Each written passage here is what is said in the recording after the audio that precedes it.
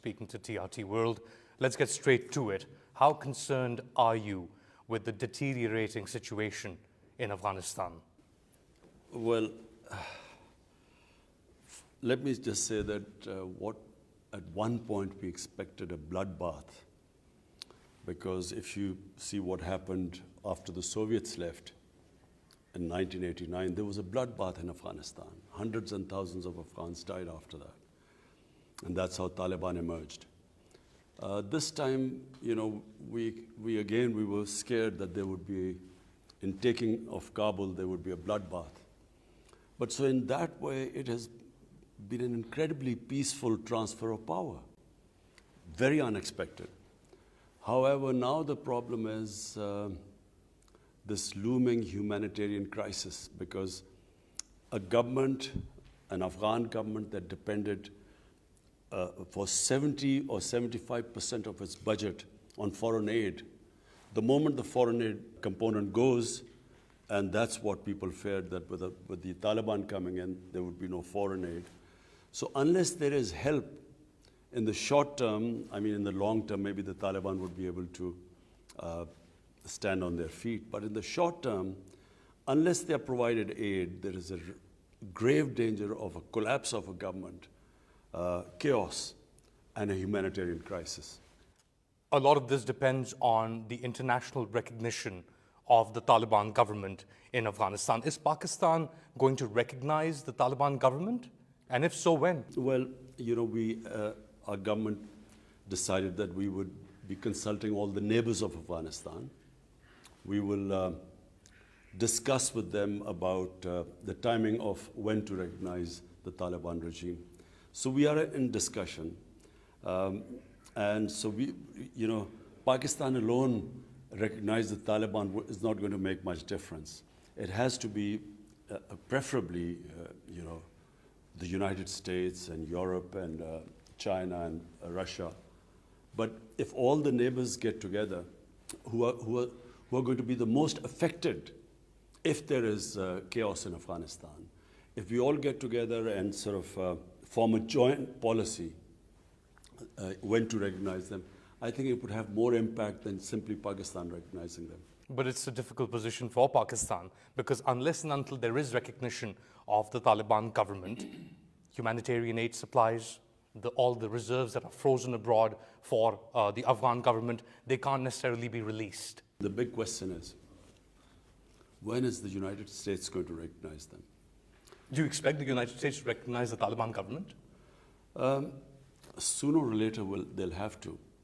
At the moment, as you can see in the Senate hearing, in the media, there is shock, confusion in the US. They are completely surprised by this outcome of, after 20 years, Taliban coming back again. And there is, at the moment, finding scapegoats. I feel very unfairly targeting President Biden. I think it's unfair, because what could he do? Whenever a date of exit was given,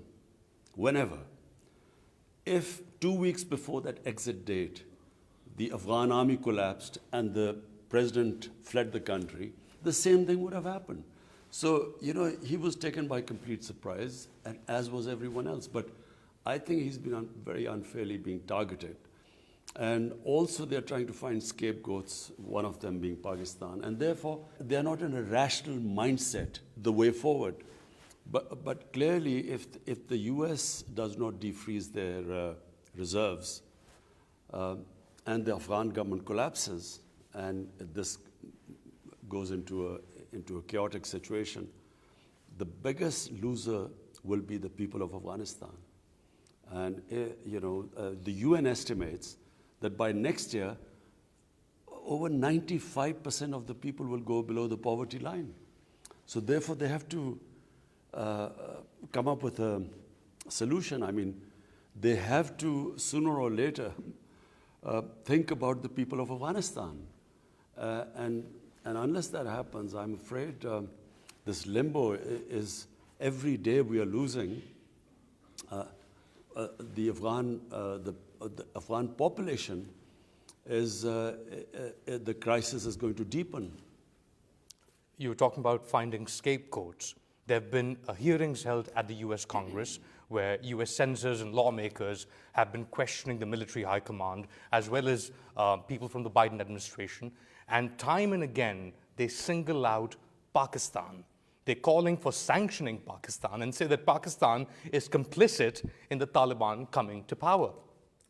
You see, people like us who know the history of Afghanistan, and Afghanistan's history is very closely tied up to history of Pakistan, or what was then India. But the border adjoining the border with Afghanistan is, if you know the history of that, of the Pashtun people, because they're roughly half the population of Afghanistan is Pashtun.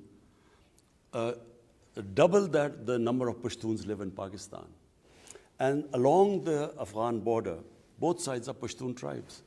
So if you know the history, anyone who knew the history knew this would happen. So people like me who know the history, and I did a travel book also of our side of the Pashtun areas, Pashtun tribes. We knew this would happen. We knew that eventually there would not be a military solution because the people do not accept foreigners. They have resisted foreigners, especially if they are not Muslims. And the Pashtun tribes might fight each other, but when a foreigner comes, they get together. And then the second characteristic of a Pashtun is that they seek revenge. If there's someone is killed in their house, they will seek revenge. And to seek revenge, they will join the militants. So on this side of the border, exactly the same thing happened when we decided to become an ally of the US. Because the Taliban were Pashtun, sympathies for Taliban not because of the religious ideology, but because of the Pashtun nationalism. On our side of the border, we had for the first time the Pakistani Taliban. And they called us collaborators and started attacking us, which is the TTP, the Pakistani Taliban. Exactly the same thing happened on the other side. The more collateral damage, the more drone attacks or aerial bombing, the more night raids where people were humiliated or killed, the more the militant ranks swelled. So the Taliban movement grew over a period of time. And by 2008, I went to the US. I addressed the think tanks. I met Joe Biden as a senator. I met John Kerry as a senator. And I explained to them. But then I realized that they were clueless. The American public had no idea what was going on in Afghanistan. Hence, they are completely taken by surprise. They thought they had built a democratic government, that they had liberated their women. People in the US thought like that, and there were so few American casualties. So Afghanistan was, something which was not in their minds. So when this suddenly happened, they had been all taken by surprise. And therefore, you see this in Senate, the sort of questions being asked. They had no idea that this was happening. But believe me, in Pakistan, people who knew Afghanistan's history, Army Chief in 2010, General Kiani, went to meet President Obama. He explained to them that there will not be a military solution, that the moment you lead, the Afghan army will collapse. He told them that, look, you will leave a mess there, and we in Pakistan will suffer the consequences. But they had no idea. Some people say that this position of yours, now looking back in retrospect, is quite prescient. But they also accuse you because of the stand of being, they call you Taliban Khan. You see, it was this awful, arrogant, imperialistic attitude of the Americans under George Bush, when he said, either you're with us or against us. After 9/11, this amazingly ridiculous statement, if you do not support our policies, you're against us. So therefore, if I did not agree with this military solution in Afghanistan, then I was pro-Taliban. And that's why they're all in a state of... Are you pro-Taliban? I'm anti-military solutions. I do not believe that the way to solve world's problems are using military means. I was against the Iraq war. If there's an objective analysis done about what has happened in Iraq, I even objected to my own country using military means, for instance, in East Pakistan, when we used military, to resolve the issue. I do not believe in military solutions. But in this case, I knew the subject much better than anyone in the US understood. So therefore, it was this amazing thing that, if you criticize the US policies, you were anti-American and you were pro-Taliban. And you didn't have to spend $2.5 trillion to get to that conclusion. Even I objected to Pakistan becoming involved in this war. We had nothing to do with 9/11. No Pakistani was involved. Al-Qaeda was in Afghanistan. We had no militant Taliban even in Pakistan. So what had Pakistan to do with this war, where a country loses 80,000 people? Our whole tribal belt was devastated. 3.5 million people internally displaced. We were called the most dangerous place in the world. Our economy went down. $150 billion lost to the economy. Our currency lost half its value in 2008. So, we paid a heavy price for this. But for what? And in the end, rather than being appreciated for making these sacrifices just because we became an ally of the US, to be scapegoated for this blunder in Afghanistan, I think that has been the most painful thing for us. Are you afraid now that because of this scapegoating and because of this revenge or animosity within the US towards Pakistan, that we or the Pakistanis will suffer more adverse consequences? I think whenever this anger goes and some rationality appears in the US, they start rational thinking about this. They will realize that how could Pakistan be responsible for this? Simply because how could 300,000 well-equipped Afghan army give up without a fight? And Afghans are one of the bravest nations in the world. Why did they not fight? It wasn't because of Pakistan. How could they give up to 60 to 70,000 lightly armed militia? If Pakistan was helping them, they appeared in Kabul on motorcycles without shoes. Compare them to the Afghan army. So if you do an analysis of why that happened, why did they not fight? The conclusion will be anything but Pakistan was responsible.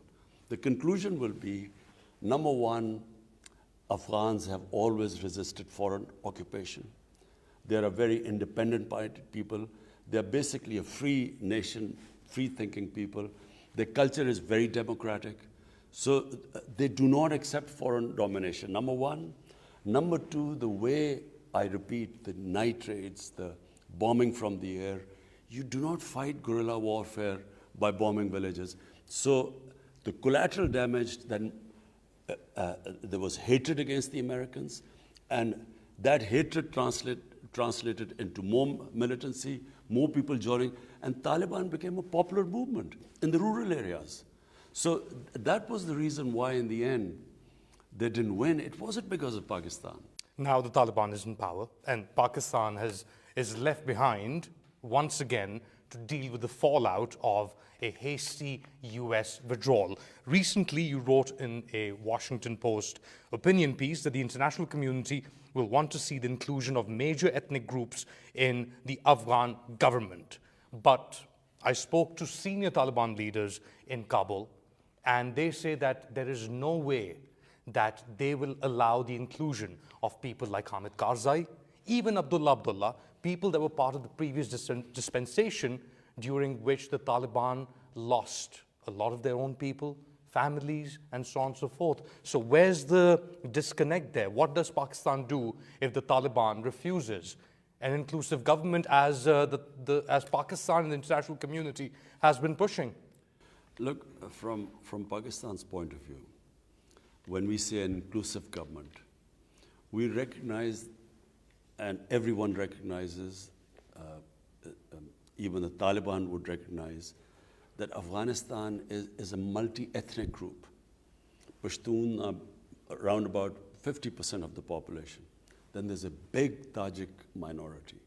Then there are Uzbeks. Then there are Hazaras, and other smaller minorities. So, an inclusive government means a stable Afghanistan. So people who are interested in the welfare of the people of Afghanistan, who've been through 40 years of conflict.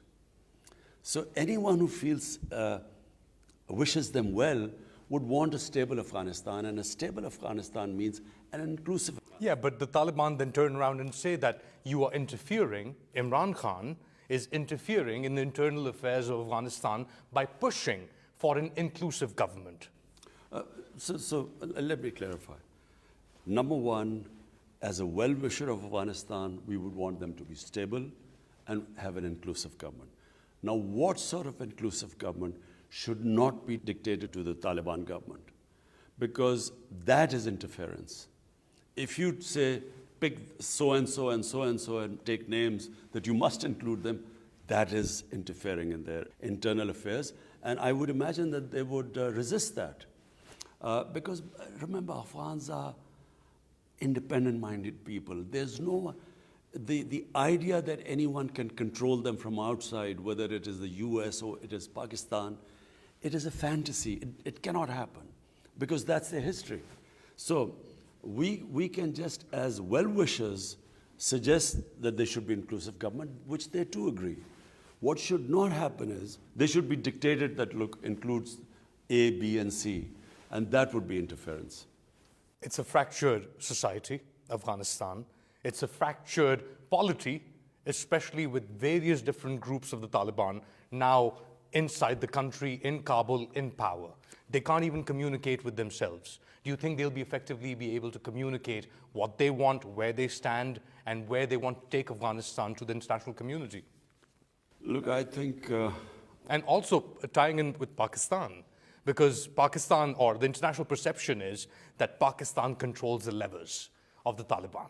They control the Taliban. Look, again, people don't understand the Afghan character. You cannot control people of Afghanistan. And history as a guide, I mean, look at the history of Afghanistan and say, look at the history of the whole of India. You had one battle, and whoever won the battle controlled India. Afghanistan was never like that.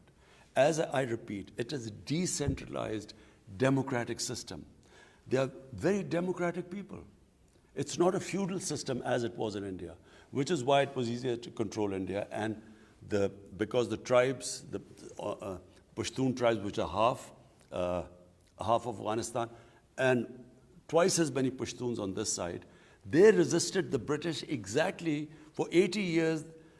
The British controlled the whole of India, but the Pashtun areas, the tribal areas, there was resistance throughout the 80 years of British interaction with them. So therefore, Afghanistan cannot be controlled from outside. It is a very difficult situation which they are in. Anyone who takes power after 20 years of fighting, civil war, people think they have given a lot of sacrifices. So now to come into power and then even dealing with your own people, forget about including other people who were not part of the struggle. Even dealing with your own people, I would imagine, is a pretty difficult situation right now for Afghanistan, for the Taliban government. So therefore, if you're asking me what will happen, I don't know what will happen. I pray, that's all we can do. We pray that after 40 years, the people of Afghanistan would have peace and stability. But I don't know what will happen. How would you define the US-Pakistan relationship as of now? I think, well, we're talking with the US. We're constantly in touch with them. Our security, our head of intelligence is dealing with them. Our foreign minister is dealing with their foreign secretary. But the president hasn't called you up. No, he hasn't, but it doesn't have to be like that, I mean... Why is that? The the president or the heads of state, I mean, when they talk to each other, basically it's a formality because all the homework is done by people below. So it's not necessary. It's not necessary for the most powerful man in the world to call the Prime Minister of Pakistan, who is at this moment one of the most critical people as far as Afghanistan is concerned? You see, I repeat again, I think right now President Biden is under a lot of pressure because, you know... He almost seems sympathetic. Sympathetic because, you know, he is being criticized for the awful airport scenes. But, you know, my contention is, how could he predict that 2 weeks before the exit, the president would flee the country and the Afghan army would collapse? We couldn't predict it. Taliban couldn't predict it. So how could he predict it? So therefore, those awful airport scenes, they have caused such a sort of incredible reaction in the American public. And of course, then Taliban taking over. So therefore, he's under severe criticism right now, which I have sympathy because, you know, we sort of, in our position, you know when you are under a lot of public pressure and media pressure. So I guess, you know, it's up to him. I mean, when he wants, he can talk. So there's a way forward still for US-Pakistan ties, despite what has happened or this animosity? Of course, I mean, you know, the US-Pakistan ties have been, you know, over 50, 60 years since Pakistan became part of SEATO and CENTO, and then in the Cold War we were with the US. Ties go up and down, you know, you have your highs and lows. But I think on Afghanistan, it is critical that US now plays a part. Because, you know, look, they were there for 20 years. And if there is a mess, they wash their hands of Afghanistan, it will become a repeat of 1979 when the Soviets, when they left and the US left. And look what happened to Afghanistan after that. The bloodbath that took place, over 200,000 Afghans died in that, and there was total chaos in Afghanistan. So the last thing for anyone, most of all us, we neighbors will be affected. Others around Afghanistan, all the other neighbors will also be affected. But then US, what will it have to show in the end? That after 20 years, spending over $2 trillion, hundreds and thousands of Afghans died in this time. What will they have to show if there's chaos there again? And then in chaos is where the international terrorists found a safe haven. In the past month, actually in about 40 days, since the Taliban walked into Kabul, there have been 24 attacks on Pakistani security personnel inside Pakistan, in the border areas and settled areas. Around 100 Pakistani security personnel have been killed in these attacks, which have been claimed by the Tehreek-e-Taliban Pakistan, or TTP. Is Pakistan facing another or renewed attacks by the TTP because of the emergence of the Afghan Taliban in control now in Afghanistan? What happened was that in Pakistan in 2014, our security forces did a big operation, and this was in North Waziristan. And the TTP, the Pakistani Taliban, who were doing terrorist attacks within our country, they were pushed out. And they then went into Afghanistan. And I'm afraid not only were they helped by the Afghan intelligence agencies, but they were also helped by RAW, the Indian intelligence agency. And they then used them to conduct attacks within Pakistan. But these attacks dropped significantly over the past few years. Yes, they did drop, but they attacked through TTP, they attacked the Chinese nationals who were working in Pakistan. And they also conducted a series of attacks in Balochistan. So since in the last 40 days, there has been an increase. And we fear that... Are you concerned about that? Up to a point, not that much, because we have very disciplined security forces who are very experienced now. Over 15 years, Pakistan got more experience than probably any other country in dealing with counterterrorism. And we have, as the world knows, one of the best intelligence agencies in the world. So we are confident that we'll deal with it. Problem right now is that with people, we had about 250,000 people come into Pakistan from Afghanistan. And amongst them, we fear that they have been members of TTP who were in prison in Afghanistan who were released. Even ISIS, we feel that they have, amongst these 250,000, few have come inside. So, you know, that's where the problem was because of the sudden takeover of Taliban and the influx of people either going out of Pakistan, using Pakistan to go on other destinations, or simply people who have come in.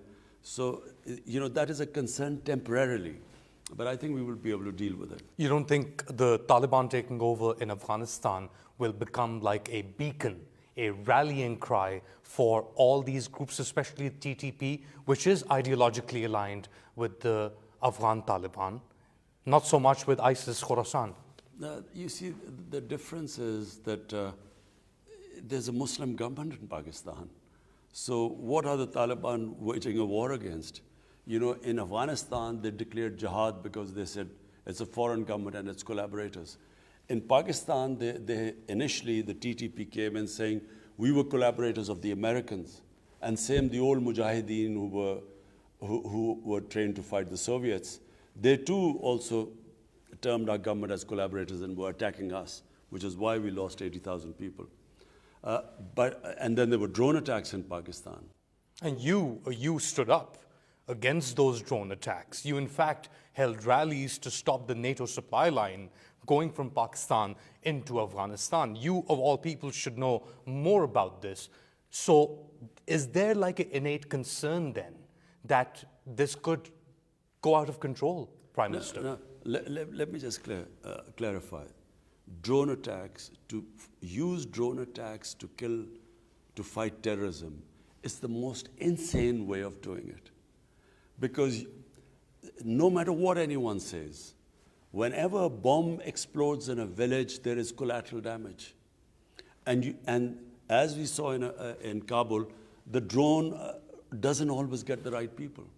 So it was the worst way because what happened was that the drone attacks might have got some militants, but the collateral damage they caused created anti-Americanism, and the revenge attacks were against the state of Pakistan. So number one, it increased the militants. The number of militants grew because anyone who in a village when the bomb exploded, when they lost people, their relatives, they then joined the militants. So the ranks of the militants spread, and it was completely counterproductive. And we bore the brunt. Pakistan bore the brunt of the fallout of the drone attacks in Pakistan. So therefore, you know, now there are no drone attacks because at that time they called us collaborators. Now it's not the same case. And therefore, the motivation, why would they attack the state of Pakistan? Whereas then they could give some justification. You're not concerned. No, I don't think so. That the success of the Afghan Taliban movement in taking over Afghanistan, defeating the greatest military in the world, the Americans, will not have a spillover effect or will not inspire similar like-minded groups in Pakistan? I think, you know, it's completely different. What was happening in Afghanistan and in Pakistan now is completely different. In fact, I think some of the Pakistani Taliban groups actually want to talk to our government, you know, for some peace, for some reconciliation. And we are in talks with some of the groups. What we hope is that this The TTP, are you in talks with the TTP? With some of them, yes. You see, So- there are different groups which form the TTP. Yes, so we are in talks with some of them. On surrendering or reaching Yes, on you know, a reconciliation process. Is the Afghan Taliban helping you in this process? In the sense that they are The talks are taking place in Afghanistan. In that sense, yes. So there is some sort of negotiation or talks underway between Pakistan and the Tehreek-e-Taliban Pakistan or some groups of the TTP to lay down their arms. Yes, and then we forgive them and they become normal citizens. This is quite a revelation, Prime Minister Imran Khan. So you are expecting some sort of agreement or some sort of deal to come out or emerge between the TTP and the government of Pakistan? Yes, I repeat, I do not believe in military solutions.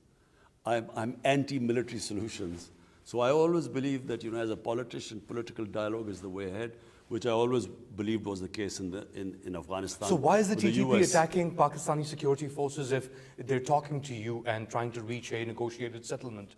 I think that was just a spate of attacks, but we are talking. We might not reach some sort of a conclusion in the end, a settlement, but we are talking. We are also talking to the Baloch militants. We're trying to also talk to them and have some sort of political reconciliation with them, those who are willing to reconcile. You mentioned India and the role of India that Pakistan says was instrumental in carrying out attacks in Pakistan. There's been a lot of disinformation emanating from Twitter accounts, or social media accounts controlled or being operated from India. Recently at the UN General Assembly, you said that there is a war against Muslims in India, including in Indian-administered Kashmir. If this is the case, what can Pakistan do to raise this issue, to contain this war against Muslims in India, as you say it? Look, what do human right groups do? They raise the issue at all levels and build pressure finally to fight these human rights which are being abused, not just of Muslims in India, but specifically what is happening in the Indian-occupied Kashmir. So we raise it at every forum, United Nations, in the Human Rights Forum, in the international media, because when people talk about maybe the human rights abuses of Taliban, I think it should not be selective. They should also talk about what is happening in Kashmir, where about 900,000 Indian troops have basically put 8 million Kashmiris in an open prison. So therefore, I feel that it should be even-handed. When human rights are selectively talked about, they lose their credibility. I feel very strongly that the world, the international community, should, and the countries, the powerful states, should talk about what is happening to the people of Kashmir. And that's it, lip service on talking about people of Kashmir? That's how pressure is mounted. In East Timor, there was... But now the Indians are part of the Quad. They were hosted by, Narendra Modi was hosted by Joe Biden, and they're forming an anti-China bloc. And India is one of the critical components of that. So my two observations. One, that when people who you are allied with, you ignore the human rights abuses, and you only worry about the countries who you're opposed to, and you mention their human rights abuses, you lose your credibility in that.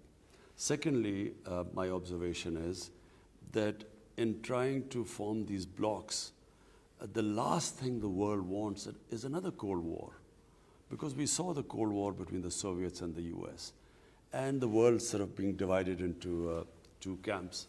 I wish this does not happen again, because by cooperation and by the world coming together, there is much more to gain than by the world being divided. You mentioned India, we mentioned China, I mentioned the Quad.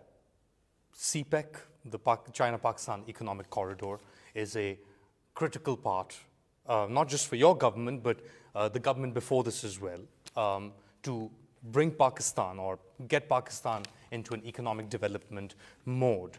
There has been some, for example, contacts between Pakistan and China.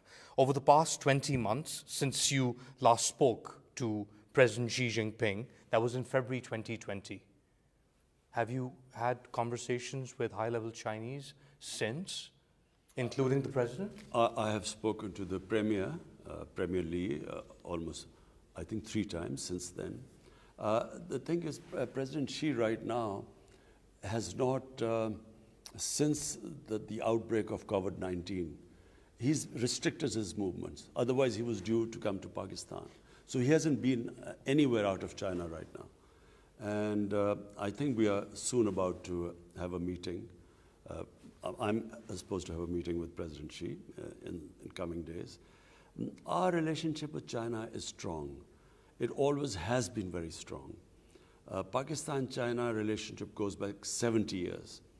And through all our ups and downs, basically this relationship has withstood the test of time.